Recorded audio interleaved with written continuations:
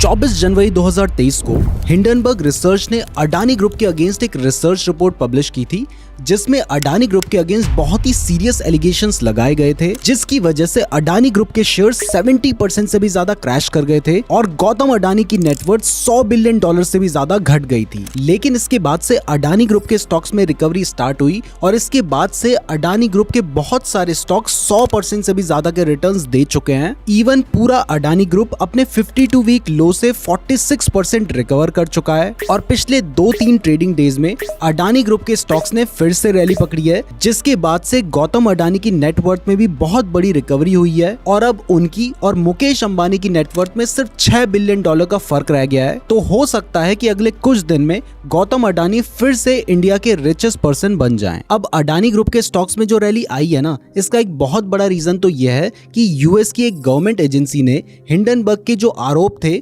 उनको इररिलेवेंट बताया है। दरअसल यूएस गवर्नमेंट श्रीलंका में कुछ इंफ्रास्ट्रक्चर प्रोजेक्ट चला रही है, जिसमें श्रीलंका की पोर्ट डील भी है और इस डील में अडानी पोर्ट्स, जो कि अडानी ग्रुप की ही एक कंपनी है, वो भी इंक्लूड है। तो जब हिंडनबर्ग ने एलिगेशंस लगाए थे तो इसके ऊपर यूएस गवर्नमेंट की एक एजेंसी है डीएफसी, उसने भी अपनी इन्वेस्टिगेशन स्टार्ट की थी, जिस इन्वेस्टिगेशन को कंप्लीट करके उन्होंने कंक्लूड किया है कि वो एलिगेशंस अडानी पोर्ट के ऊपर एप्लीकेबल नहीं है, जो कि श्रीलंकन प्रोजेक्ट को लीड कर रही है। इसके अलावा इसका एक बड़ा रीजन ये भी है कि सेबी भी इस मैटर के ऊपर इन्वेस्टिगेशन कर रही थी, जिसकी रिपोर्ट उसने सुप्रीम कोर्ट में सबमिट की थी। तो इस रिपोर्ट के ऊपर सुप्रीम कोर्ट ने अपना जजमेंट रिजर्व रखते हुए ये कहा है कि हिंडनबर्ग की रिपोर्ट को क्रेडिबल नहीं माना जा सकता है, जो कि अडानी ग्रुप के लिए एक पॉजिटिव न्यूज है। इसके साथ ही आपको ये तो पता ही होगा कि बीजेपी ने अभी 3 स्टेट्स में इलेक्शन जीते हैं, तो इसका भी अडानी ग्रुप और पूरे इंडियन स्टॉक मार्केट में पॉजिटिव इंपैक्ट पड़ा है, क्योंकि इससे ये कॉन्फिडेंस आया है कि 2024 के जनरल इलेक्शन में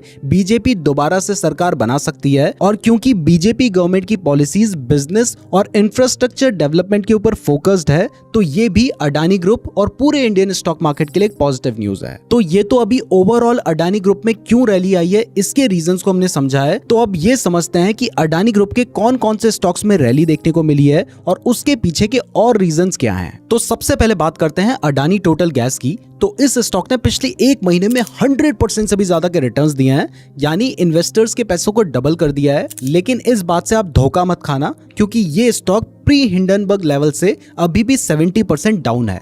ये कंपनी डोमेस्टिक, कमर्शियल और इंडस्ट्रियल व्हीकल यूजर्स को नेचुरल गैस और हाउस होल्ड्स को पाइप्ड गैस सप्लाई करती है। इस कंपनी की शुरुआत अडानी ग्रुप ने 2005 में की थी और उस टाइम पर इसका नाम अडानी गैस हुआ करता था। लेकिन 2020 में फ्रांस की टोटल कॉर्पोरेशन ने अडानी गैस में 37.4% का स्टेक बाय किया, जिसके बाद वो अडानी गैस में को प्रोमोटर बन गई और तब इसका नाम चेंज करके अडानी टोटल गैस रखा गया। इसके फंडामेंटल्स की बात करें तो ये एक लार्ज कैप स्टॉक है with a market cap of 1,26,000 crore.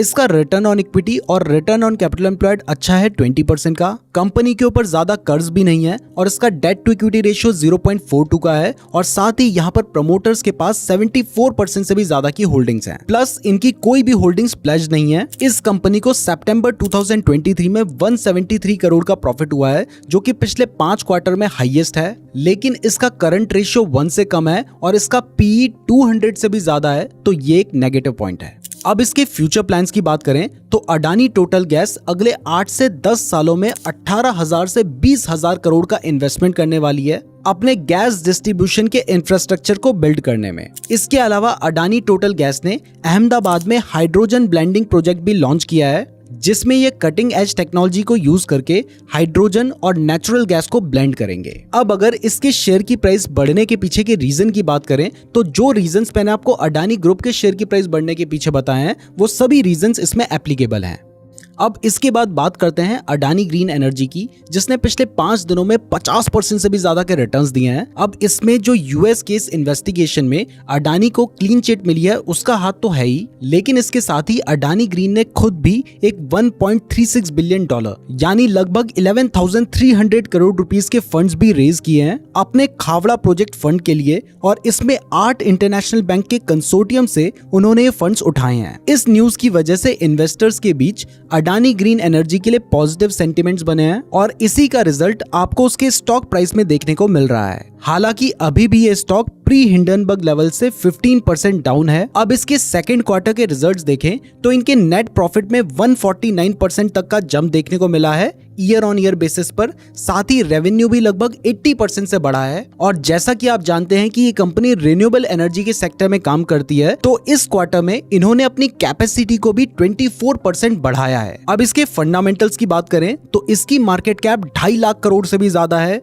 इसका रिटर्न ऑन इक्विटी 22% है, जो कि अच्छा माना जाता है, लेकिन इसका रिटर्न ऑन कैपिटल एम्प्लॉयड सिर्फ 7% का है, जो कि कम है। और इसके पीछे का रीजन यह है कि कंपनी के ऊपर बहुत ज्यादा डेट है और इसका डेट टू इक्विटी रेशियो 7 का है। हालांकि यहाँ पर मैं आपको क्लियर कर दूं कि ये जो सेक्टर है, क्योंकि इसमें बहुत ज्यादा इन्वेस्टमेंट की जरूरत होती है, इसलिए यहाँ पर debt to equity ratio generally high ही होता है। अब इसके ओपीएम की बात करें यानी ऑपरेटिंग प्रॉफिट मार्जिन की, तो वो काफी अच्छा है 77% का। और इसके फ्यूचर प्लान की बात करें तो इसका एक बहुत ही एम्बिशियस प्लान है, जिसमें ये $22 बिलियन इन्वेस्ट करने वाली है, जिससे इसकी जो कैपेसिटी है वो 2030 तक 5 गुना हो सकती है। और ये इंपॉर्टेंट इसलिए भी है क्योंकि इंडिया फिलहाल अपनी जो इलेक्ट्रिसिटी है वो 70% कोल से जनरेट करता है, जबकि इंडिया अभी क्लीन एनर्जी की तरफ शिफ्ट कर रहा है। इवन गवर्नमेंट का भी प्लान है 2030 तक 500 गीगावाट की क्लीन एनर्जी जनरेट करना। तो गवर्नमेंट के गोल्स के साथ भी इनके जो प्लान है वो काफी अलाइन करते हैं, जो कि अच्छी बात है। तो ये सभी रीजंस की वजह से अडानी ग्रीन में तेजी देखने को मिली है।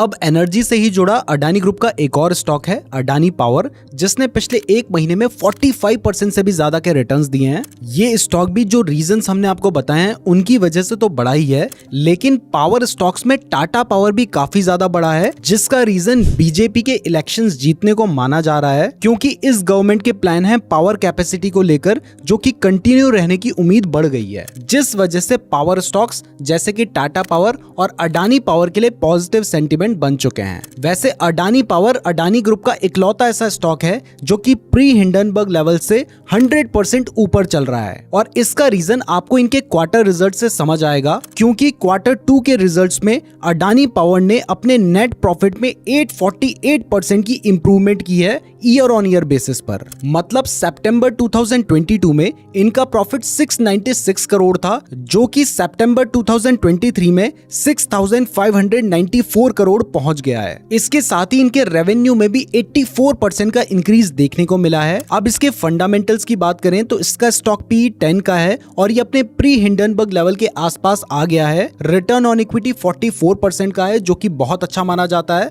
रिटर्न ऑन कैपिटल एम्प्लॉयड भी ठीक ठाक है 15% का। इसका करंट रेशियो भी 1 से ज्यादा है, जो कि ठीक माना जाता है। और इसके साथ ही इसका डेट टू इक्विटी रेशियो भी 0.8 का है, जो कि अच्छा है। तो फंडामेंटल्स के मामले में तो अडानी पावर ही पूरे ग्रुप की सबसे अच्छी कंपनी दिखाई दे रही है। और अगर इनके फ्यूचर प्लान की बात करें तो ये 6000 मेगावाट की थर्मल कैपेसिटी को ऐड करने का प्लान कर रहे हैं, जिसके लिए नए प्लांट्स भी सेटअप किए जा रहे हैं। फिलहाल इनकी कैपेसिटी 15,000 मेगावाट है। अब शॉर्ट में अडानी के अदर स्टॉक्स की बात करते हैं तो इसमें सबसे पहली है अडानी एंटरप्राइजेस, जो कि अडानी ग्रुप की फ्लैगशिप कंपनी है। और अडानी ग्रुप के जितने भी नए बिजनेस होते हैं वो इसी कंपनी से स्टार्ट होते हैं। तो ये स्टॉक अपने प्री हिंडनबर्ग लेवल से लगभग 27% नीचे है, लेकिन इसने पिछले एक हफ्ते में 30% के रिटर्न्स दिए हैं। इसके बाकी फंडामेंटल्स ठीक ठाक हैं, हालांकि कंपनी के ऊपर डेट थोड़ा ज्यादा है। करंट रेशियो भी 1 से कम है और पी रेशियो 100 से ज्यादा है। तो देखो वैल्यूएशन तो महंगा लग रहा है। इसके साथ ही लास्ट फाइनेंशियल ईयर के Q2 के कंपैरिजन में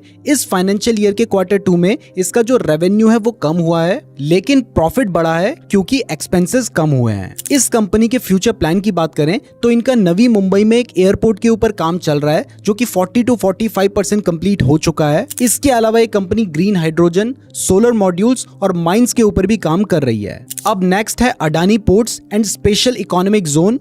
ये कंपनी पोर्ट इंफ्रास्ट्रक्चर के डेवलपमेंट, ऑपरेशन एंड मेंटेनेंस के ऊपर काम करती है। इसका रिटर्न ऑन इक्विटी और रिटर्न ऑन कैपिटल एम्प्लॉयड थोड़ा लो है, लेकिन इसका पी रेशियो ठीक लग रहा है। और ये स्टॉक अपने प्री हिंडनबर्ग लेवल से लगभग 30% ऊपर जा चुका है। और इवन पिछले एक हफ्ते में ही ये स्टॉक 30% बढ़ा है। और जिस कंपनी की हम शुरू में बात कर रहे थे, जिसको यूएस एजेंसी ने क्लीन चिट दी है, वो यही कंपनी है। इसके अलावा इसका टारगेट प्राइस भी एक बड़ी ब्रोकरेज कंपनी ने इंक्रीज किया है, जिस जिसका भी इसके शेयर की प्राइस में पॉजिटिव इंपैक्ट पड़ा है। इसके बाद अडानी एनर्जी सॉल्यूशन की बात करें, जो कि पहले अडानी ट्रांसमिशन हुआ करता था, तो ये भी पिछले 5 दिन में लगभग 37% बढ़ा है। अडानी विलमार में भी पिछले 5 दिन में लगभग 15% की ग्रोथ हुई है। हालांकि अडानी विलमार अभी भी प्री हिंडनबर्ग लेवल से लगभग 30% डाउन है। तो ओवरऑल अडानी ग्रुप फिर से कमबैक कर रहा है। कुछ स्टॉक्स ने थोड़ा ज्यादा तेजी पकड़ी है, कुछ अभी भी उतनी अच्छी पेस से नहीं चल रहे हैं, और वॉलेटिलिटी तो देखो हमेशा से अडानी ग्रुप में रही है और आगे भी रहेगी। हिंडनबर्ग ग्रुप की रिपोर्ट आने के बाद से स्टॉक की प्राइस काफी अच्छा खासा गिरी थी, जिससे स्टॉक्स की वैल्यूएशन थोड़े करेक्ट हुए हैं, और जिसने क्रैश के बाद अडानी ग्रुप के किसी भी स्टॉक में एंट्री ली होगी